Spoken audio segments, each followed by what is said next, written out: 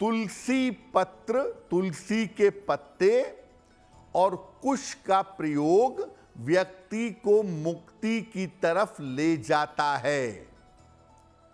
संस्कारों को शुद्ध रखने से और भक्ति से व्यक्ति के दुष्कर्म के प्रभाव समाप्त हो जाते हैं, व्यक्ति को मुक्ति मिल जाती है। किसी प्यासे को जल देना या दूध का दान करना भी व्यक्ति के कल्याण में सहायक होता है। जब आपके पास कोई सद्गुरु हैं तो गुरु की कृपा से व्यक्ति के दंड शून्य हो जाते हैं और व्यक्ति सद्गति की तरफ जाता है।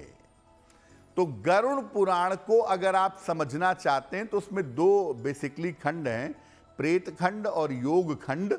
जो योग खंड है उसको समझिए, और अगर आप पूरा गरुड़ पुराण पढ़ रहे हैं तो ये समझिए कि वो कौन सी बात आपको कहना चाह रहा है, कौन सी सिंबॉलिक बात आपके लिए जरूरी है।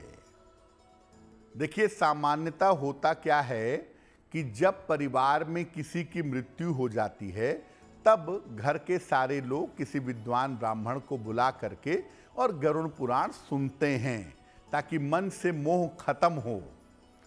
तो क्या गरुड़ पुराण केवल मृत्यु के समय ही सुनना चाहिए? क्या गरुड़ पुराण सुनने से मन में डर और भय पैदा होता है? देखिए, गरुड़ पुराण का पाठ अगर भाव समझकर किया जाए, उसके अर्थ को अच्छी तरह से समझा जाए तो सर्वोत्तम होता है। और साल में जब आपका मन करे, जब आपको मौका मिले, आप गरुड़ पुराण पढ़िए, उसमें कोई दिक्कत नहीं है। गरुड़ पुराण का पाठ आप जब चाहें कर लें, लेकिन महीने में एक बार अमावस्या आती है। अमावस्या पर गरुड़ पुराण का पाठ करना बहुत अच्छा है।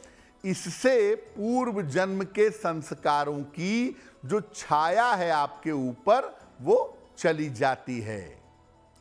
गरुड़ पुराण का भाव समझिए, और भाव समझ करके जब आप गरुड़ पुराण पढ़ेंगे तो मन में किसी तरह का डर या भय पैदा नहीं होगा।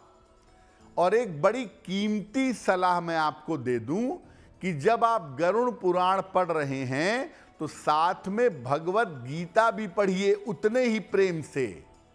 तो गरुड़ पुराण से निकलती हुई गीता आपके आत्मा तक पहुंच जाएगी और आप जीवन के बहुत सारे रहस्यों को इस पाठ के दौरान जान जाएंगे।